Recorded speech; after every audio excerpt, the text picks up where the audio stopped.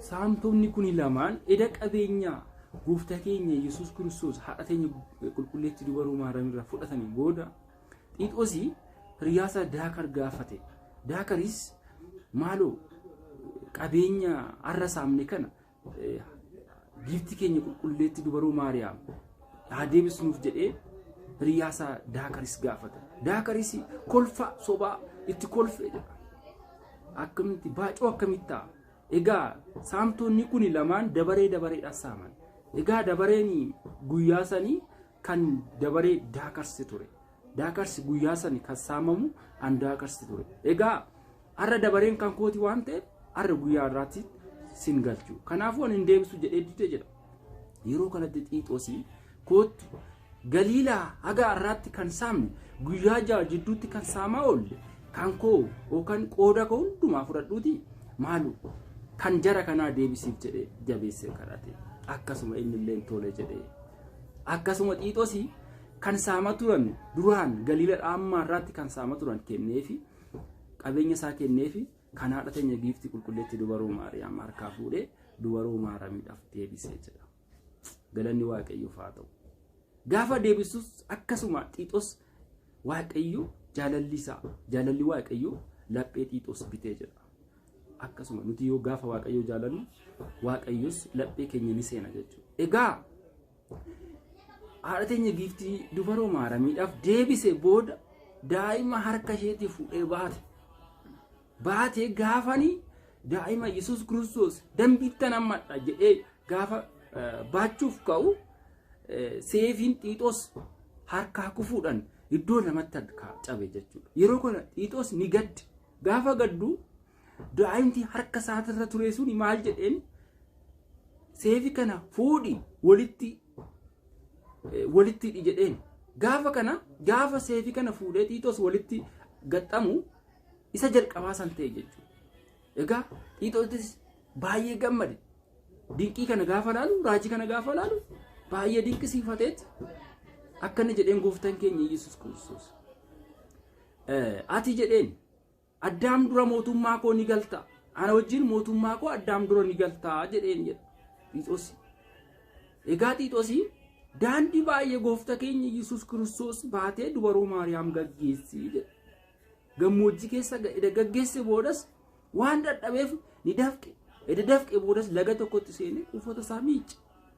Ilaala harka duwwaa kan qabeenya qabu hiriyaasaatiif kenne waan ta'eef gaafa laga wayitti goree uffata isaa miiccu uffanni isaa suni xuriin uffata isaa san keessaa ba'e dafqa Yesuus Kiristoos irra jira waan ta'eef dafqi suni shittoo naardoositti jijjiirame shittoo gaarii shittoo foolii gaarii qabu. Gaafa inni miiccu baay'ee urgaa'ee jira dafqa Yesuus Kiristoos irra jira waan ta'eefidha. Kanaaf gaafa isa laalu Xiixoosii maa inni kun ajaa'ibni jechuudhaan dinqisiifachuudhaan kun shittoodha jedhee Waaqayyos ogummaa kana ibsee fi isarraa bishaan isaarraa afaaffee irraa ximbiibuudhaan shittoo kana fuudhee karaa gabaa geessee $300 gurgurate.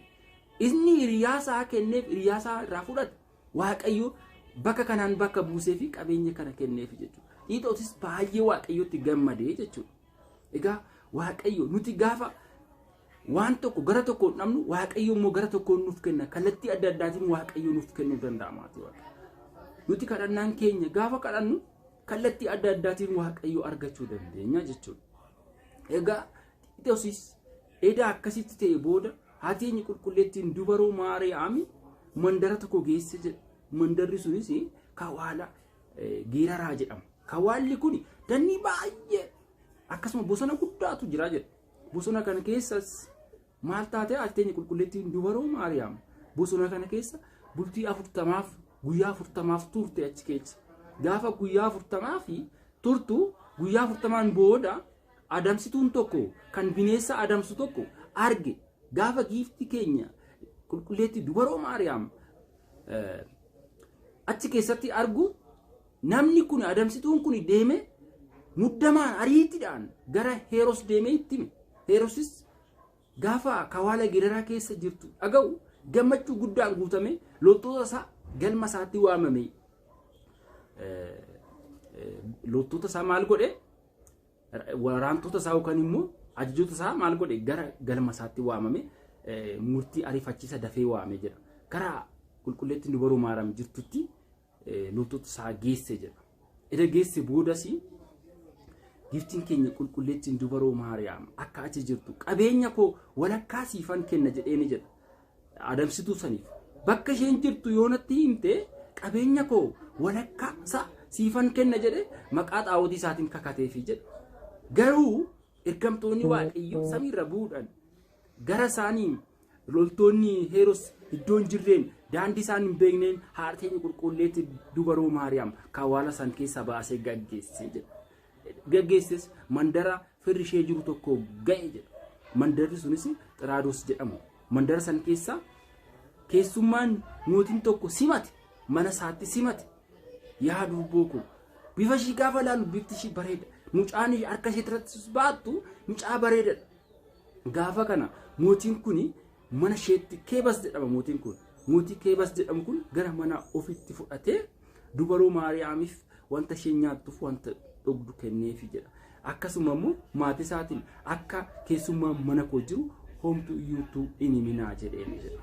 Kanaan booda mootiin Heeros akka mana Keebas jirtu maal godhee akka mana Keebas jirtu dhagee xaalayaa barreesse jedha. Yaa mootii Keebas qulqulleettii dubaroo ilma ishee waliin naaf qabi. Gaafa ishee naaf qabde warqee fi mallaqa hedduu siif kenna jedhee xaalayaa mootii Keebasii barreesse jedha. Mootiin Keebas gaafa xaalayaa Heeros dubbisu baay'ee ajaa'ibsiifate. Eenyutu itti milaata seexana ta'e innaa jedhee gara isaatti haasa'ee jedha.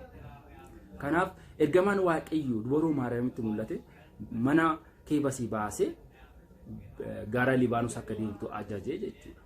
Egaa qulqulleettiin dubaroo Maariyaam gara Libaanos geesse achittis boqatte. Muka kookas jala teechee booche qulqulleettiin ta'e imimmaan ishee hirqitee booche. Maaloo ani biyyaa biyyatti godaansi na dadhabsee jira. Jooruun na dadhabee jira. Maaloo amma yoomii Heeros na ari'ata jette gadditee muka keekos jala teechee boosse jedha. Gaafa kan bultii 10 oduu homtuun argin achi gara Libaanos keessa turte jedha. Gaafa kana bultii 10 booda garuu adamsituun tokko itti dhufe jedha. Adamsituun kunis saroota hedduu qaba. Saroonni isaa kunis bineensa isaaf adamsanii qaban. Inni mooda bineensa kana saroonni qabaniif booda bineensota kana qaleeda nyaate booda gogaa isaa immoo qarshiitti gurgurata ture. Saroonni kuni gaafa qulqulleettii dubaroo Maariyaam ilma ishee waliin argan jedha. Waaqummaa isaa baranii gara dubaroo Maariyaam kaatanii dubaroo qulqulleettii Maariyaamiif jilbeeffatanii jedha. Nuti waaqa keenya argannee jira. Ati sini waaqa akkasuma ati haadha Waaqayyooti jedhanii afaan baasanii Maariyaamii galateeffatanii jedha. Akkasuma saamtuun kunis ilaalaa ture. Saroonnis achuma turanii akkuma turaniin galateeffatanii booda bakka qulqulleettiin dubaroo Maariyaam turte san arraabanii quufanii jedha. Garuu adamsituu suni haga adamsituu sana wajjin turan saroonni kun beela'anii turan. Adamsituun kunis waan isaan nyaatan ittiin kennine jedha. Saroonni waan beela'anii gaafa Waaqayyo isaa argatan akkasuma haati teenya qulqulleettii dubaroo Maariyaam saroonni gaafa isa afaan baasanii galateeffatan dinqisiifachaa turte jedha. Giftiin keenya qulqulleettiin dubaroo Maariyaam. Egaa maatii Waaqayyo asirraa maal baran? Saroonni maaliif uuma galateeffatan? Namni maaliif Yesuus Kiristoos ari'ate? Kuni barumsa guddaadha. Inni garuu nu fayyisuu dhufe namni garuu immoo isa ari'ate jedha. Heeros isa ari'ate. Sila asirraa waan guddaa barannaa. Heeros oduu qalbii jijjiirannaa qabaate asirraa waa barataa. Saroonni garuu Yesuus Kiristoos galateeffatan haadha isaa waliin. Egaa waan addaati jechuudha. Barumsa guddaadha kun. Yesu Waaqayyo kan nu barsiise kan nu gorse gooftaan keenya Yesuus Kiristoos haa galatoomu. Egaa immoo kutaa lammaffaa walitti deebinaa jechuudha.